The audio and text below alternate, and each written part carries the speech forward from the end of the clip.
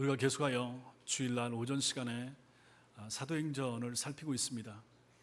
지금 우리가 보고 있는 사도행전 13장과 14장은 전에 말씀드린 것처럼 바울의 제1차 전도 여행을 다루고 있다 말씀을 드렸습니다. 그래서 그 지역들을 우리가 좀 알 필요가 있습니다.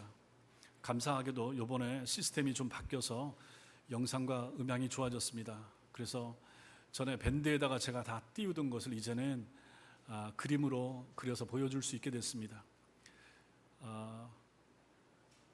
이 전도팀의 출발지, 거기는 수리아, 지금의 시리아죠. 수리아 안디옥 지역이라고 그랬습니다. 그 안디옥 교회, 이 교회에서 파송한 전도팀 3사람, 바울과 바나바 그리고 젊은 마가 요한이 있다라고 말씀을 드렸죠. 안디옥에서 출발하여 항구 도시 실루기아로 내려갑니다. 거기서 배를 타게 되죠. 배를 타고 구브로섬으로 갑니다. 지금의 키프로스죠. 거기에 살라미에 도착을 하게 되고 살라미에서 그 섬을 횡단하여 복음을 전합니다. 그래서 바보까지 이르게 되죠. 여기서 대전까지 가는 저 기간 동안에 복음을 전했지만 열매는 없었습니다. 그러다가 마지막에 총독 서기오 바울이 회심하는 역사가 나타난 것을 지난번 설교에서 보았습니다. 그리고 그 사역을 마치고 바보에서 다시 배를 타고 이제는 지금 터키 남부 쪽에 있는 밤빌리아 지역 버가에 도착하게 됩니다. 지난 시간에 설교했던 것처럼 이 버가에서 바울이 풍토병에 걸리게 됩니다. 그것이 말라리아일 확률이 많은데 정확히는 모른다. 그러나 풍토병이 걸렸다고 보는 것이 가장 적합할 것이라고 지난 시간에 말씀을 드렸습니다. 저지대의 습지, 그래서 병이 많고 세균이 많은 그러한 지역에서 병에 걸렸을 것이다. 풍토병에 걸린 것을 어떻게 하면 잘 고칠 수 있는가? 2000년 전에 그것은 그 지역과 전혀 다른 환경으로 빨리 옮겨가는 것이 제일 나을 것이다. 그래서 우리나라에도 지리산, 노고단 쪽에 선교사님들 별장이 그런 이유로 있었다라고 말씀을 드렸습니다. 낮은 지역에서 생긴 풍토병을 높은 지역으로 옮겨가면 몸의 환경이 바뀌기 때문에 잘 낫는다라는 거죠. 이러한 사실을 2000년 전에도 알았던 것 같습니다. 그래서 버가에서 병이 든 이 바울을 거기서 물론 마가 요한이 알지 못할 이유로 이탈하여 예루살렘으로 돌아갔습니다. 3사람 중에 1사람 돌아가고 이제 바울과 바나바가 남았습니다. 이 2사람 중에 바울이 병이 생겨서 고원지대에 위치한 비스디아 안디옥 그쪽으로 이제 올라간다고 했죠. 거기에 높은 산맥도 있고 험한 산지였지만 그래도 병을 고쳐야 또 사역을 계속 이어갈 수 있었기 때문에 해발 2000m에 이르는 고원지대에 위치한 비스디아 안디옥까지 도착하게 됩니다. 여기서 이제 이 지역이 바로 갈라디아 지방에 속한 도시였다라고 말씀을 드렸습니다. 여기서 이제 복음 전도 사역이 계속 되는 거죠. 여기에 오르는 동안 너무 많이 지치고 힘들었을 것입니다. 그런데 도착하고 보니까 안식일이 돌아왔습니다. 그래서 다음날 안식일 예배에 참여하게 되죠. 회당에서 유대인들이 모여있는 회당으로 가서 안식일 예배에 참여하게 됩니다. 갔더니 이 2사람들은 율법을 전할 수 있는 자격이 되는 그러한 사람이었죠. 바울과 바나바가 말입니다. 회당장이 성경을 다른 사람에게 낭독을 시킨 다음에 이 2사람 중에 누군가 이 말씀을 좀 설교해 주세요라고 부탁을 했습니다.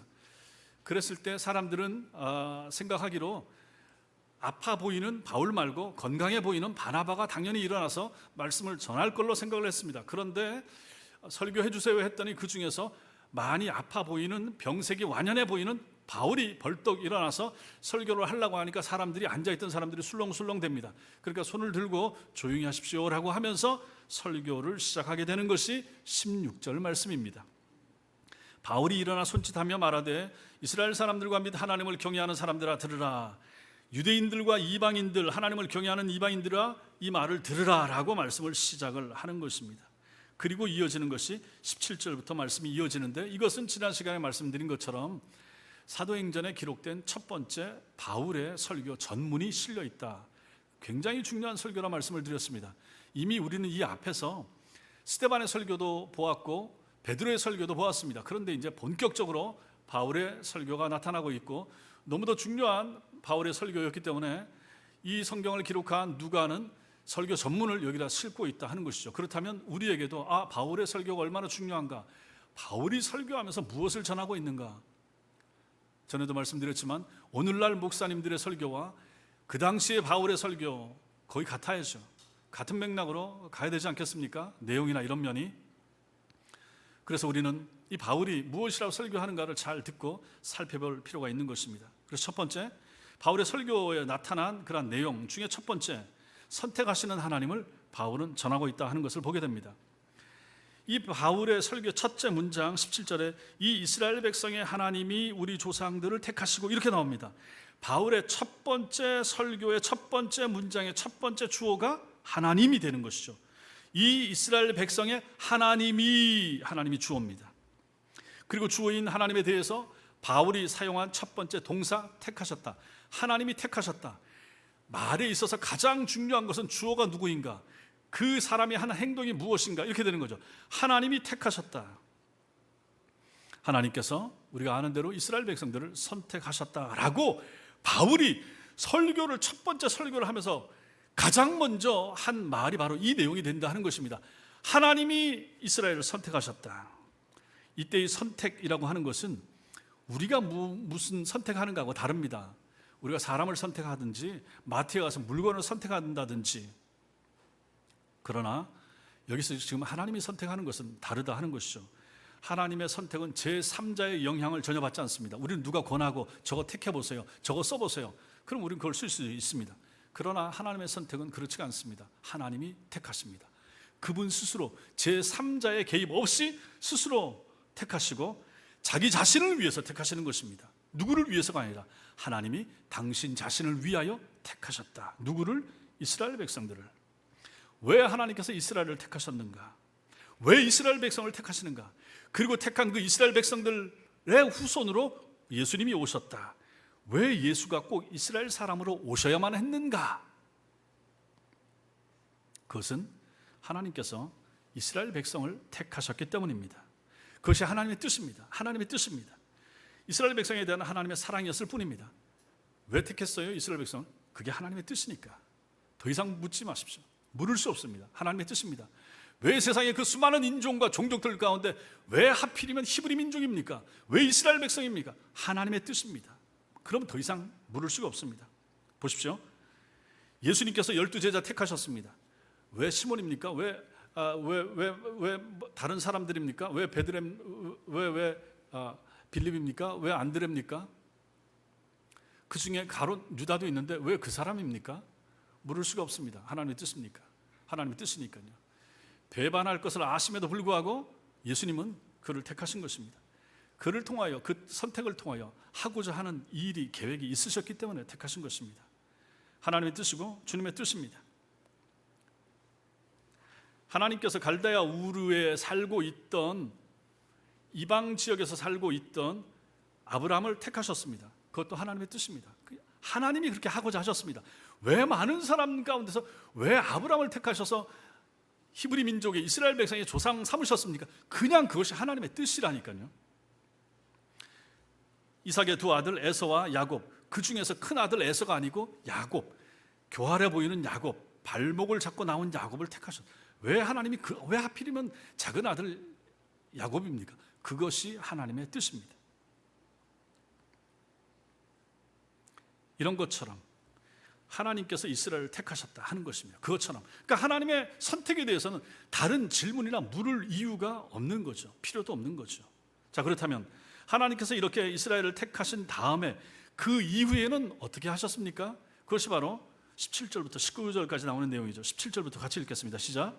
이 이스라엘 백성의 하나님이 우리 조상들을 택하시고 애굽 땅에서 나그네 된 그 백성을 높여 큰 권능으로 인도하여 내사 광야에서 약 40년간 그들의 소행을 참으시고 가나안 땅 7족속을 멸하사 그 땅을 기업으로 주시기까지 약 450년간이라 이렇게 말씀하고 있습니다.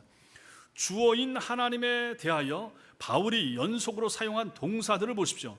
하나님께서 어떤 일을 하는가? 그러니까 우리는 항상 성경을 읽으면서 항상 주어를 찾고, 즉 주로 하나님이죠, 예수님이죠, 찾고 그분이 무엇을 하셨는가, 구약에서는 무엇을 하셨는가, 신약에서는 무엇을 하셨는가를 통하여 성경을 읽어야 됩니다.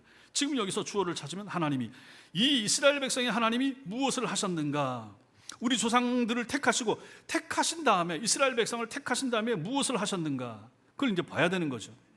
뭘 했습니까? 애굽의 노예였던 이스라엘 백성을 높여주셨습니다. 그리고 하나님께서 당신의 권능으로 그들을 애굽의 종살이 노예사에 의해서 인도해 내셨습니다.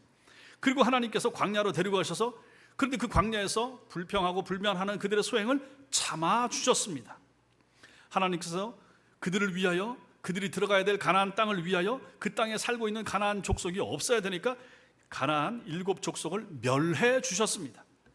그리고 하나님께서 그들에게, 이스라엘 백성에게 선택하여 끄집어낸 이스라엘 백성들을 가나안 땅으로 들어가서 기업으로 살도록 허락해 주셨습니다. 이것이 하나님이 하신 일입니다. 이스라엘 백성들을 향하여. 왜 하나님께서 이스라엘 백성들을 높이시고 친히 인도하시고 참으시고 그들의 앞길을 가로막는 자들을 제거해 주시고 기업을 주셨는가? 왜 그렇게 하셨는가? 왜 그랬습니까? 이유는 단 한 가지, 하나님께서 그들을 당신의 백성으로 직접 선택해 주셨기 때문입니다. 하나님이 선택하셨기에 그 선택에 대하여 책임을 지시는 것입니다. 하나님은 이런 분입니다. 하나님이 선택하시면 책임져 주십니다. 이것은 곧 사도 바울의 신앙 고백이기도 합니다. 하나님께서 바울을 하나님의 자녀로 택하셨습니다. 하나님께서 그를 부르셨습니다. 그리고 이 사람이 나중에 시간이 좀 지난 다음에 자기 고향으로 낙향해서 집거하고 있었죠. 은둔하고 있었죠. 다소에서. 그렇게 지내고 있을 때 하나님께서 바나바를 보내가지고 안디옥 교회 같이 가서 우리 공동 목회하십시다 라고 불러냈죠. 그리고 하나님의 복음을 전하는 전도팀의 일원으로 들어가서 전도 사역을 감당하게 했죠. 하나님께서 바울의 모든 허물과 부족함을 참으십니다. 오래 참으셨습니다. 회심하기 전에도 하나님 참으시고 사랑하시고, 회심한 다음에도 허물이 있고 잘못이 있을 텐데도 불구하고 덮으시고 참아주셨습니다. 그리고 하나님께서 그에게 사도라고 하는 귀한 직책을 허락하셨습니다.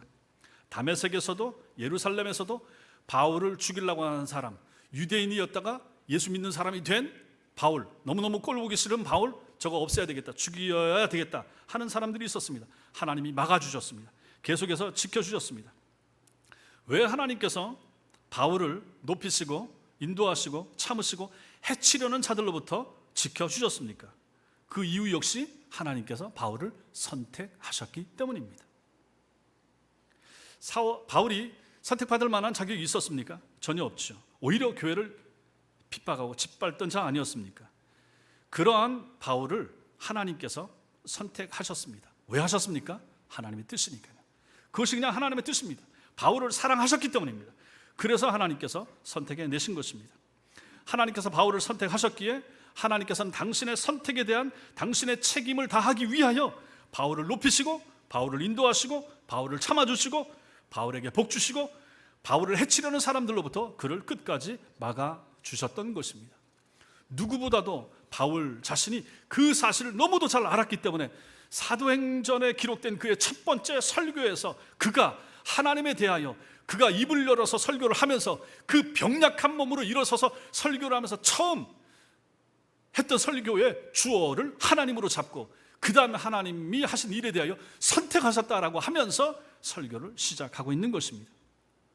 이것은 바울에게만 해당되는 것이 아니었습니다. 누구에게 해당됩니까? 여러분과 저에게도 해당되는 거죠. 하나님이 이스라엘을 택하셨다. 하나님이 아브라함을 택하셨다. 하나님이 다윗을 택하셨다.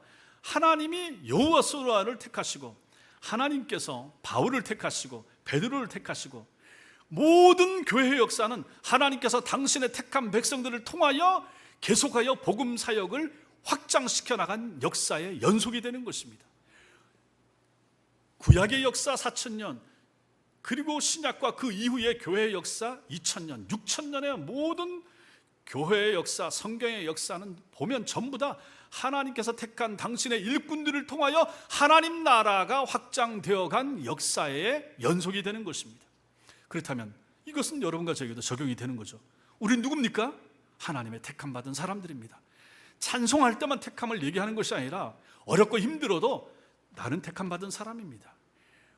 내가 잘나지 못해도, 많이 배우지 못해서, 가진 것이 없어도 여러분과 저는 누굽니까?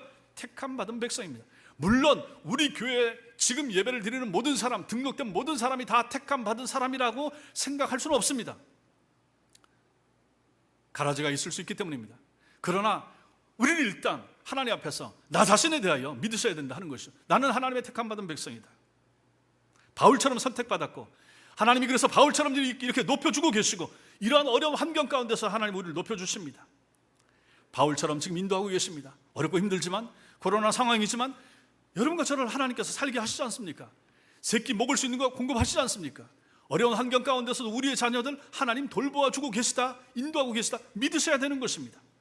우리의 연약함, 우리의 실수, 우리의 부족함, 우리의 모자람, 하나님 앞에서 열심히 내지 못하는 거, 불충성하는 거, 그럼에도 불구하고 하나님은 어떻게 하십니까? 참아주시죠. 나아지겠지, 좋아지겠지. 그리고 하나님께서 돌봐주지 않습니까? 이러한 은혜를 여러분과 제가 입으면서 지금 살고 있다 하는 것입니다. 그리고 하나님은 어떻게 하십니까? 우리를 막아주십니다. 지켜주십니다. 각종 사고로부터, 각종 어려움으로부터, 우리가 인지하지 못하는 중에 일어날 수 있었던 일 가운데서도 하나님이 천사를 통하여 우리를 막아주시고 지켜주셨을 것입니다. 여러분과 제가 지나오면서 얼마나 어려운 환경, 죽음의 위기 있을 수 있었고, 큰 사고의 위기 있을 수 있었고, 세상을 떠날 수 있었음에도 불구하고 지금 살아있는 분도 계실 수가 있고, 이 모든 환경 가운데 하나님이 무엇을 하셨습니까? 돌보아 주셨습니다. 지켜주셨습니다. 믿으셔야 되는 거죠. 이것을 다른 사람에게 전하면 무엇입니까? 이게 간증이 되는 거예요. 그러면 여기 앉아 계신 여러분들 전부 다 간증이 있잖아요. 외부에 있는 사람, 잘난 연예인 불러다가 여기 세워서 간증할 필요가 없어요. 나중에 우리가 코로나 상황이 나아지면 오후 예배 드리게 되면 우리 성도들 앞에 나오셔서 내가 신앙생활하면서 내가 경험한, 내가 만난, 날 도와주신 하나님에 대하여 내가 간증하면 되죠. 그럼 우리가 더 은혜가 되는 것이, 연예인이 와서 해야 은혜가 됩니까? 내 눈에 보이는 권사님, 장로님, 집사님이 내가 당한 시련 가운데서 도와주신 것을 말하고 하나님이 어떻게 이겨낼 수 있도록 힘을 주셨는지를 설명하면 얼마나 더 은혜가 되겠습니까? 이것이 간증이 되는 거죠. 하나님이 우리의 삶에 이렇게 하셨다는 것입니다. 따라서 바울의 감사는 여러분과 저의 감사여야 합니다. 바울의 충성, 바울의 헌신, 여러분과 저의 충성과 헌신이어야 하는 것입니다. 그래서 이런 하나님의 선택하심, 도와주심, 인도하심, 이것이 우리 마음속에 있으면 우리는 교회를 사랑하게 됩니다. 충성하게 됩니다. 자발적으로 헌신하게 되죠. 우리는 두 번째로 오늘 말씀에서 두 사람을 봐야 됩니다. 그 두 사람은 사울 왕과 다윗 왕입니다. 우리가 잘 아는 왕입니다. 20절을 보십시오. 그 후에 선지자 사무엘 때까지 사사를 주셨더니, 이스라엘 백성을 가나안 땅에 정착하게 하신 뒤 하나님께서는 이스라엘 백성들을 위하여 사사들을 보내주셨습니다. 재판하는 사람들이죠. 재판하고 그 백성이 위기에 처했을 때 그들의 지도자가 되어 구원해내는 지도자, 사사입니다. 그런 사사 시대가 약 350년간 지속이 되었습니다. 마지막 사사를 사무엘 선지자로 봅니다. 그리고 사사 시대가 막을 내리게 되는데 왜 그랬습니까? 이스라엘 백성들이 우리도 왕 주세요라고 하나님께 구했기 때문입니다. 하나님은 원치 않았지만 이들이 원하니까 하나님이 줬습니다. 옆에 나라, 다른 나라들 보니까 다 왕들이 있어요. 저기는 왕이 있고 우리는 사사가 있고, 사사보다 왕이 더 나은 것 같은데 우리도 왕 주세요, 왕 주세요. 그래서 하나님께서 왕을 주셨습니다. 그 내용이 21절과 22절입니다. 21절, 22절 같이 읽겠습니다. 시작. 그 후에 그들이 왕을 구하거늘 하나님이 베냐민 지파 사람 기스의 아들 사울을 40년간 주셨다가 피하시고 다윗을 왕으로 세우시고 증언하여 이르시되 내가 이새의 아들 다윗을 만나니 내 마음에 맞는 사람이라 내 뜻을 다 이루리라 하시더니. 우리는 이 말씀 속에서 전혀 반대되는 두 인물을 만나는데 그가 바로 사울과 다윗입니다. 왕을 요구하는 이스라엘 백성에게 하나님께서 주신 첫 번째 왕이 사울 왕입니다. 그러나 그로부터 40년 후 하나님께서는 사울을 패하시고 다윗을 새로운 왕으로 세우십니다. 사울은 이스라엘 역사에서 첫 번째 왕이요, 다윗은 두 번째 왕입니다. 이스라엘 백성은 그들의 조상 아브라함을 통해서 하나님의 선택을 받았습니다. 하나님께서 아브라함을 믿음의 조상으로 선택하심으로 그의 후손인 이스라엘 백성이 하나님의 택한 백성이 된 것입니다. 그래서 아브라함은 이스라엘 민족의 역사를 이야기할 때 반드시 언급돼야 되는 중요한 인물입니다. 그 아브라함 때부터 사사시대가 끝날 때까지 약 1000년 동안 얼마나 많은 탁월한 하나님의 사람들이 있었습니까? 요셉도 있었고 모세도 있었고 여호수아도 있었고 수많은 탁월한 지도자들이 등장했습니다. 그런데 그 이름들이 다 여기에 바울의 설교 가운데 나오지 않습니다. 그리고 나서 나온 인물이 누굽니까? 20절에 선지자 사무엘 이렇게 나옵니다. 그렇다고 해서 사무엘의 얘기를 다루고자 하는 것은 아닙니다. 사무엘이 조연입니다. 지금 바울이 하고자 하는 사람은 주인공이 누굽니까? 사울과 다윗을 얘기하고자 하면서 그들을 세웠던 사무엘을 얘기하는 것에 불과합니다. 그렇다면 우리는 왜 바울의 첫 번째 설교에서 다른 모든 위대한 하나님의 사람들을 일단 생략하고 여기서 사울과 다윗을 얘기하는가를 살펴보아야 합니다. 한 나라의 왕이 된다라고 하는 것은 보통 일이 아닙니다. 그리고 첫 번째 왕이 된다라고 하는 것은 더더욱 예사로운 일이 아니죠. 그런데 구약 성경의 중심인 이스라엘에 있어서 사사시대가 끝나고 첫 번째 왕 사울이었습니다. 그는 이스라엘 백성이 투표하여 선출한 왕이 아니라 모든 족속 중에서 하나님께서 제비 뽑아서 세우신 특별한 왕, 그 사람이 사울입니다. 그렇다면 사울은 하나님의 특별한 은총을 입은 사람에 틀림없다 하는 것이죠. 그런데 하나님께서는 그를 세우신 지 40년 만에 버리십니다. 그리고 나서 이스라엘의 두 번째 왕으로 다윗을 하나님이 세우십니다. 그 다윗에 대한 하나님의 말씀이 22절 뒷부분에 나오는데, 내가 이새의 아들 다윗을 만나니 내 마음에 맞는 사람이라 내가 내 뜻을 다 이루리라, 이렇게 하나님의 마음을 바울이 설교 가운데 표현을 하고 있습니다. 여기서 나타나는 중요한 동사 만나다, 만났다, 내가 이새의 아들 다윗을 만나니, 만나다, 이 만나다라고 하는 것은 관찰하여 발견하다라는 뜻입니다. 보석 감정사들이 안경을 끼고 보석을 감정해서 가장 좋은 거, 가장 큰 거, 가장 값어치 있는 것을 찾아내는 것처럼 그렇게 관찰하여 발견하다라는 뜻이 거기에 담겨 있습니다. 많은 이스라엘의 사람들 가운데서 하나님이 살피고 관찰해서 찾아봤더니 정말로 괜찮은 사람 다윗을 찾으셨다 하는 것입니다. 그리고 나서 다윗을 표현하는 말이 뒤에 또 나옵니다. 뭡니까? 내 마음에 맞는 사람, 이렇게 표현합니다. 원문에 의하면 내 마음을 뒤따르는 사람, 이런 뜻입니다. 하나님께서 이 다윗을 찾아내신 것은 그가 다윗이 매사에, 범사에 하나님의 마음을 거스르거나 하나님보다 앞서지 않고 항상 하나님을 좇는 사람이었습니다. 뒤따라가는 사람이었습니다. 앞에서 나서서 나대지 않는 사람이었습니다. 다윗이 얼마나 하나님의 마음을 좇는 사람이었던지 하나님께서 그를 통해서 당신의 뜻을 이룰 것이라 라고 말씀할 정도의 사람이었습니다. 하나님께서 다윗을 통해서 이루려 하신 뜻이 무엇입니까? 23절입니다. 23절 같이 읽겠습니다. 시작. 하나님이 약속하신 대로 이 사람의 후손에서 이스라엘을 위하여 구주를 세우셨으니 곧 예수라. 무슨 뜻입니까? 하나님께서 다윗을 통해서 하고자 하던 뜻이 무엇이었습니까? 그 사람의 후손 가운데 예수를 보내주겠다 하는 것입니다. 이거 얼마나 영광스러운 일입니까? 우리의 가문 가운데, 우리의 혈통 가운데 만약에 예수가 온다 그러면, 구원자가 온다 그러면 얼마나 놀라운 일이겠습니까? 그 일을 하나님께서 다윗을 통해서 하기로 마음을 정하셨다 하는 것입니다. 그리고 그 뜻이 이루어진 거죠. 다윗은 그 정도로 하나님 마음에 맞는 사람이었습니다. 어쩜 이런 사람이 있을 수 있을까? 그런데 있었다. 딱 한 사람, 다윗이었습니다. 세 번째로 우리는 이 두 사람 왕에 대하여 설교하고 있는 바울이기 때문에 그러면 이 두 사람에 대하여 좀 더 살펴볼 필요가 있는 것입니다. 하나님에 의하여 이스라엘 첫 번째 왕으로 세움을 입고서도 폐위당한 사울과 족보상 예수 그리스도의 조상이 될 정도로 하나님 마음에 꼭 맞는 사람이었던 다윗, 이 두 사람은 오늘 사는 우리에게 너무나도 대조적인 삶을 보여줍니다. 그렇다면 이것은 무엇을 의미합니까? 사울은 어리석은 믿음 없는 조상의 대표, 다윗은 지혜로운 믿음 있는 조상의 대표로 우리에게 보여주고 있다, 이렇게 봐야 되는 거죠.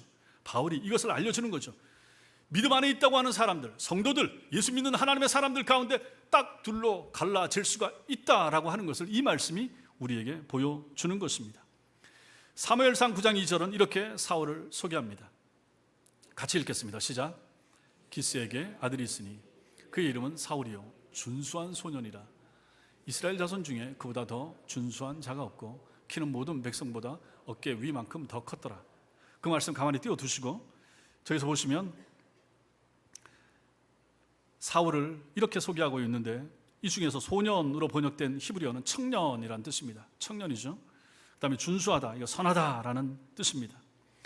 이스라엘 역사에 갑자기 등장한 청년 사울은 이스라엘에서 가장 준수한 외모를 지녔을 뿐만 아니라 성품도 참 선한 괜찮은 사람이었습니다. 게다가 키가 얼마나 큰지 이스라엘 무리들 가운데 가장 키가 컸습니다. 새롭게 왕정을 시작하는 이스라엘에서 초대 왕으로 세움밖에 사울보다 더 적합한 사람은 없었습니다. 잘생겼죠, 선하죠, 키 크죠. 이 사람이 제비 뽑기를 통해서 하나님에 의해 이스라엘 초대 왕으로 뽑히는 현장에서는 이 사람은 자기를 숨겼습니다. 저 뒤에 짐짝 사이에 숨어 있었을 정도로 겸손합니다. 나는 왕 될 자격이 없어요. 전 그런 그릇이 아닙니다. 이렇게 말하는 거죠. 그렇다면 뭐 하나 빠지는 것이 없는 사람이 바로 사울이었습니다. 그리하여 곧 왕이 된 사울은 외적으로부터 나라를 지키고 왕국에 필요한 제도를 세우고 하는 등 초대 왕으로서의 최선을 다하고 열심을 다했습니다. 말씀을 치워주시고, 근데 문제는 이 사람이 왕위에 올라 권력을 휘두르면서 사람이 달라지기 시작했다 하는 것입니다. 처음에는 괜찮았는데 시간이 지나면서 사람이 변한 것입니다. 좋은 쪽으로 변한 것이 아니라 안 좋은 쪽으로 변해갔습니다. 이 사람은 더 이상 하나님 앞에서 겸손하지 않았습니다. 그는 하나님보다도 자신의 왕의 자리 그리고 자기 권력을 더 귀하게 여겼습니다. 그 왕의 자리와 권력을 주신 하나님을 잊어버리게 되었습니다. 그 결과가 무엇입니까? 너무도 비참했습니다.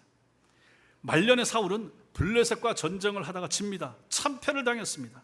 그의 군대가 전멸당했습니다. 블레셋군은 도망치던 사울의 세 아들들 잡아서 모조리 다 죽였습니다. 사울 왕도 크게 중상을 입었습니다.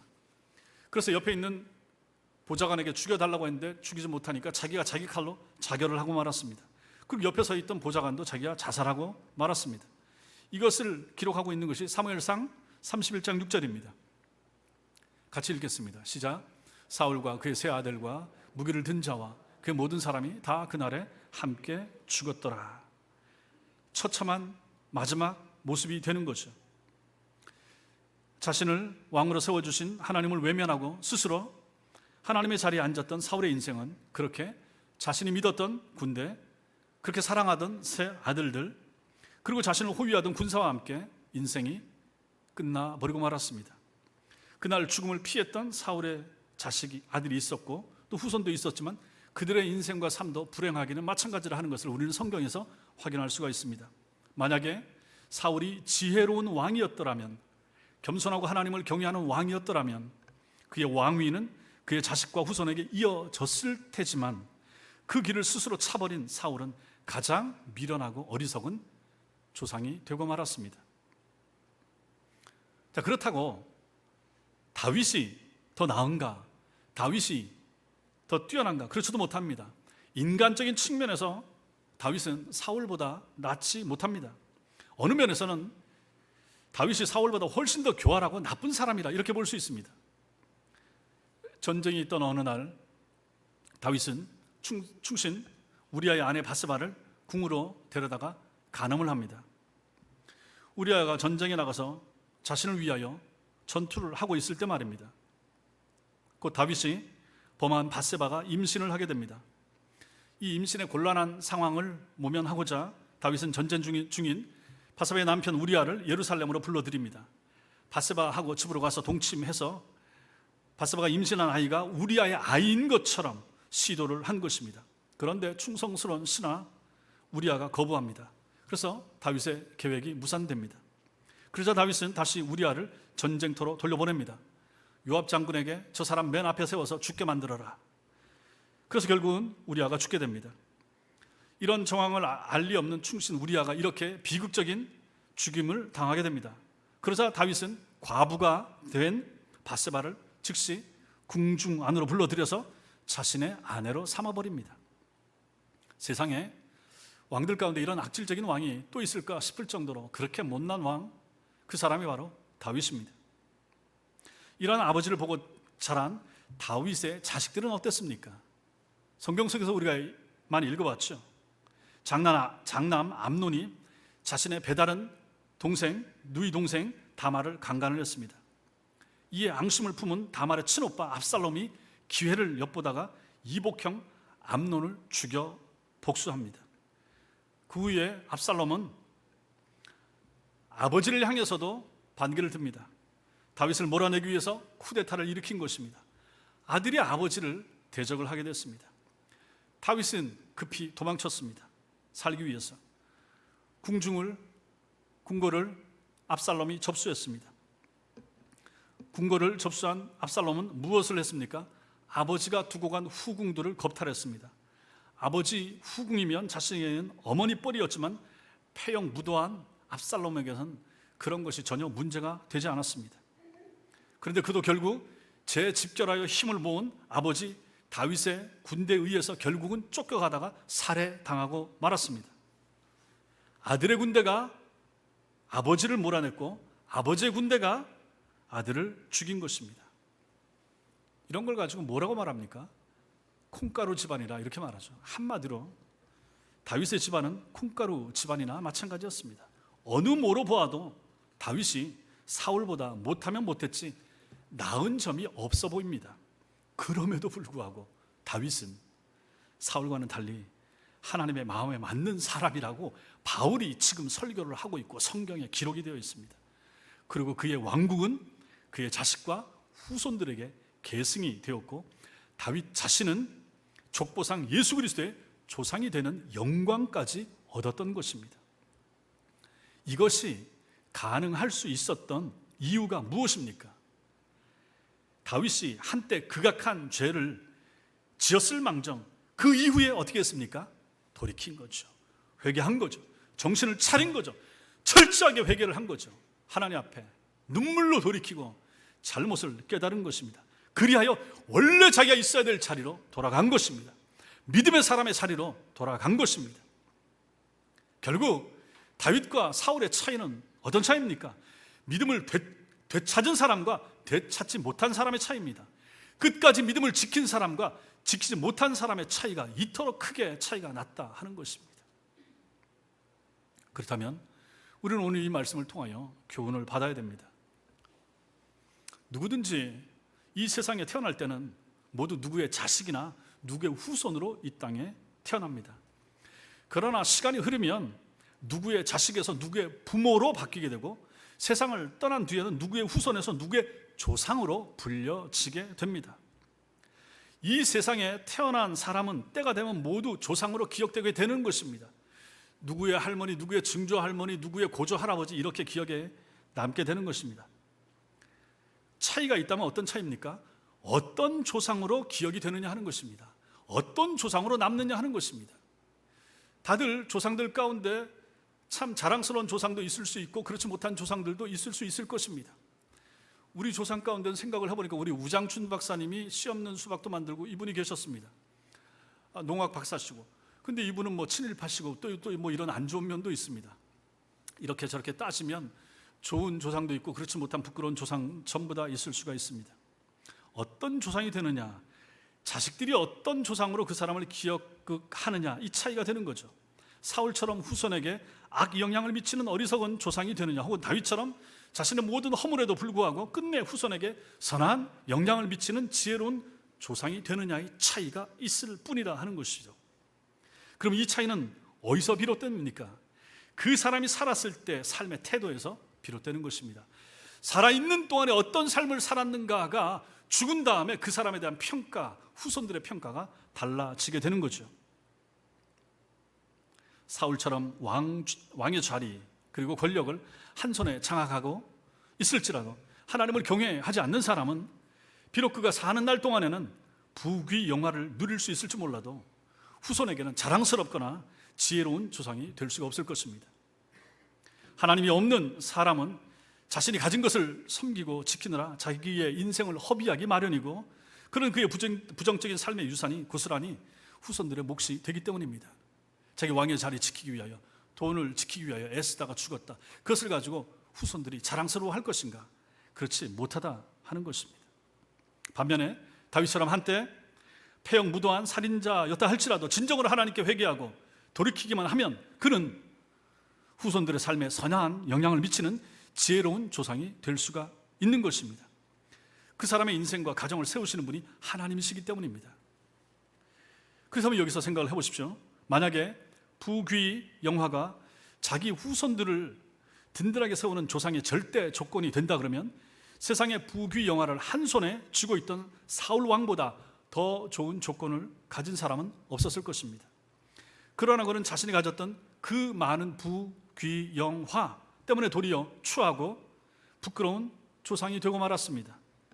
만약에 인간의 윤리, 도덕이 자기 자손들을 바르게 세우는 훌륭한 조상의 절대 조건이라면 자신이 직접 살인 강도 짓을 범했으면 물론이고 자기 자식들의 강간과 살인에 심지어는 자신에 대한 자식의 반역과 그 자식이 자신의 신복에게 의해서 살해당하는 것까지 보아야만 했던 다윗은 훌륭한 조상이 되기에는 한참이나 모자란 사람일 것입니다.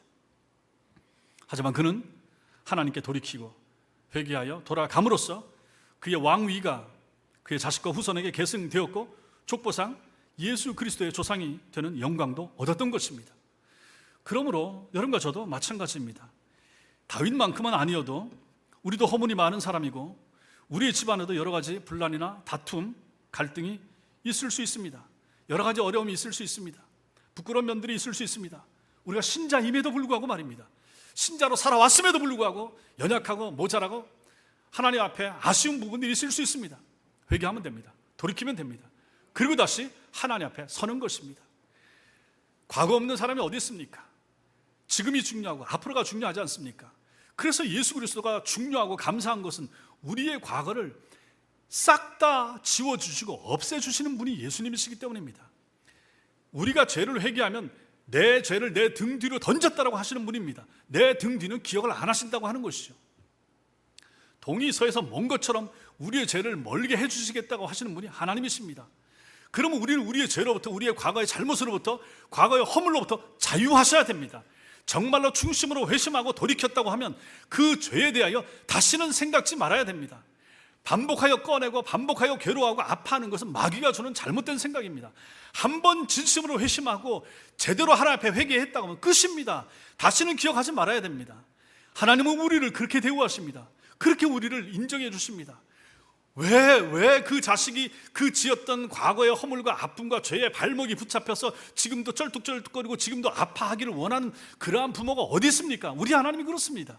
여러분과 제가 하나님으로부터 그런 은혜를 받은 사람들입니다. 그러면 자유로우셔야 됩니다. 그리고 당당하셔야 됩니다. 이제 돌이키셔서 옛날을 다 지워버리고 내버려 두고 하나님 앞에 당당하게 서서 이제 하나님을 경외하면서 사는 삶, 그것이 바로 여러분과 저에게 원하시고 기대하시는 삶이 되는 것입니다. 잠언서 16장 7절을 보십시오. 같이 읽겠습니다. 시작. 사람의 행위가 여호와를 기쁘시게 하면 그 사람의 원수라도 그와 더불어 화목하게 하시느니라. 여러분과 저는 이런 말씀을 마음에 새기면서 사셔야 됩니다. 사람의 행위가 여호와를 기쁘시게 하면 그 사람의 원수라도 그와 더불어 화목하게 한다. 나와 관계가 안 좋은 사람이 있을 수 있습니다. 풀려면 풀어야죠. 풀 수 있는 방법 내에서 내가 풀어야죠. 잘못한 거 있으면 내가 돈을 갚든지 뭘 하든지 해서 풀어야 되죠. 그리고 나서 나머지는 하나님께 맡기는 것입니다. 내가 또 손을 쓰지 못할 상황이 있을 수도 있습니다. 어떤 사이, 가족들 사이에도 특히 그렇고 주변에 있는 사람들, 같이 일했던 사람들 마찬가지입니다. 마음이 틀어졌을 때, 관계가 굉장히 안 좋아졌을 때, 멀어졌을 때, 내가 내 할 도리를 다 하고 최선을 다했는데도 불구하고 회복되지 않을 때 어찌해야 되겠습니까? 하나님께 맡기는 것입니다. 내가 하나님 앞에 서는 것입니다. 사람의 행위가 여호와를 기쁘시게 하면 이것이 중요합니다. 내 행위가 여호와를 기쁘시게 하는 것이 필요합니다. 내가 무엇을 해야 하나님이 기뻐하실까? 그것을 찾아서 하는 것입니다. 하나님을 기쁘시게, 하나님을 기쁘시게. 자식들이 부모에게 잘하면 부모는 너무너무 좋습니다. 너무너무 기쁘죠. 즐겁죠. 너무너무 사랑스럽죠. 그것처럼 내가 하나님을 기쁘시게, 무엇을 하면 하나님이 기뻐하실까? 내가 무엇을 통하여 하나님께 효도를 할 것인가? 무엇을 통하여 하나님을 잘 섬길 것인가를 생각하는 좋은 성도가 되어야 되지 않겠습니까? 이것을 함으로 말미암아 우리의 행위가 여호와 하나님을 기쁘시게 만들기만 하면 그 사람의 원수라도 그와 더불어 화목하게 만드시는 것은 하나님이 하신다. 이것을 바로 솔로몬이 우리에게 알려주는 진리 아니겠습니까? 여러분과 제가 이런 말씀을 붙잡고 사는 것이 그래서 필요한 것입니다. 내 행위가 중요하다. 여러분의 행위가 하나님을 기쁘시게 만드는 것, 그것이 필요하고 중요합니다. 어떻게 하나님을 기쁘시게 하면서 살고 계십니까? 저도 마찬가지고 여러분도 마찬가지고. 오늘 예배하는 행위 하나님 너무너무 기뻐하시죠. 잘하셨습니다. 이제 내일부터 사는 날 하루하루 그 날들 동안에 우리의 행위가 하나님을 기쁘시게 하는 삶을 매일매일 사는 것, 이것이 실제로 더 중요한 것입니다. 오늘 이런 말씀을 듣고 은혜를 받고 그러면 또 내일부터 그런 삶을 사는 것, 그랬을 때 하나님께서 필요하다면 그 사람의 원수까지라도 우리와 화목하게 만들어준 하나님의 놀라운 은혜의 역사를 우리는 삶 가운데서 체험하게 될 것입니다. 깨어졌던 관계, 비틀어졌던 관계, 인간관계, 가족들 관계, 남편과 아내 사이에, 부모와 자식 사이에 갈등들이 다 있을 수 있고 아픔과 어려움이 있을 수 있습니다. 이것을 어찌하면 해결을 할 것인가, 어떻게 돌이킬 것인가, 하나님 앞에 서는 것입니다. 내 행위가 여호와를 기쁘시게 하면 하나님께서 내가 못하는 것을 당신의 능하신 손으로 저 사람의 마음을 움직여 주시고 저 환경을 바꾸어 주시고 저 삶의 정황이 나아지게 하셔서 나와 그의 관계가 좋아지도록 하시는 것은 하나님이 하실 일이라 하는 것입니다. 이런 말씀을 마음에 새기고 이걸 실천하는 여러분과 제가 될 수 있게 되길 바랍니다. 사랑하는 성도 여러분, 사울도 하나님의 택하심을 받은 사람입니다. 다윗도 택하심을 받아 왕위에 올랐습니다. 택하심을 받았다 하는 것에서는 차이가 없습니다. 그러나 택하심을 받은 이후에 두 사람의 태도와 자세가 그들의 인생의 결말 그리고 후세의 평가를 다르게 만들었습니다. 사울은 하나님의 택하심의 은혜를 잊어버렸습니다. 그리고 자기 중심으로 살고 교만한 삶을 살았습니다. 하나님을 경외하는 마음이 점점 사라져 가버렸습니다. 근데 다윗은 달랐습니다. 때로 죄를 짓고 악한 삶을 살기도 했지만 그 마음에 하나님을 향한 두려움이 늘 있었고 회개하며 하나님을 따르고자 하는 의지를 가지고 살았습니다. 여러분과 제가 바로 여기에 해당되는 사람입니다. 우리도 부족하고 모자라고 다윗만큼 못나고 다윗보다 더 못날 수도 있고, 그럼에도 불구하고 좋은 것은 다윗처럼 하면 된다. 어떻게? 회개하고 돌이키고 내 자리, 원래 자리 돌아가면 되는 것입니다.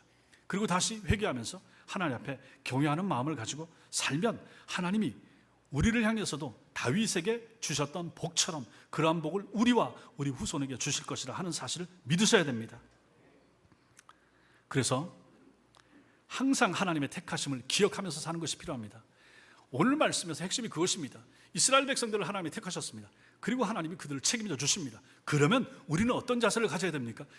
우리를 택하시고 우리의 인생과 삶을 책임져 주시고 돌보시는 하나님을 향한 경외의 마음을 가지고 사는 것입니다. 하나님이 하실 일, 우리를 택하시는 것이고 책임져 주시는 것이고 우리의 책임, 그분을 경외하면서 사는 것입니다. 이 둘이 합쳐졌을 때 우리의 인생과 우리 후손들의 앞날은 밝아지는 것이죠. 하나님께서 여러분을 택하셨음을 믿으십니까? 여러분이 하나님의 택한 백성인 것이 마음에 믿어지십니까? 그렇다면 하나님을 두려워하는 삶을 사셔야 됩니다. 매일매일 하나님을 경외하는 삶입니다. 하나님 앞에서 사는 삶이 여러분과 저에게 필요합니다. 이러한 믿음이 있을 때 나는 하나님의 택자다, 그리고 나는 하나님을 경외하면서 살아야 되는 것이다, 그랬을 때 하나님이 나를 책임져 주시고 나와 내 인생, 내 후손들을 하나님이 복 주신다라고 하는 믿음이 여러분과 저에게 필요한 것입니다. 이러한 믿음이 여러분과 저에게 있기를, 그래서 여러분과 저의 생애가 밝기를, 복되기를, 그리고 우리 후손들이 잘 되기를 주님의 이름으로 축원합니다. 기도하겠습니다.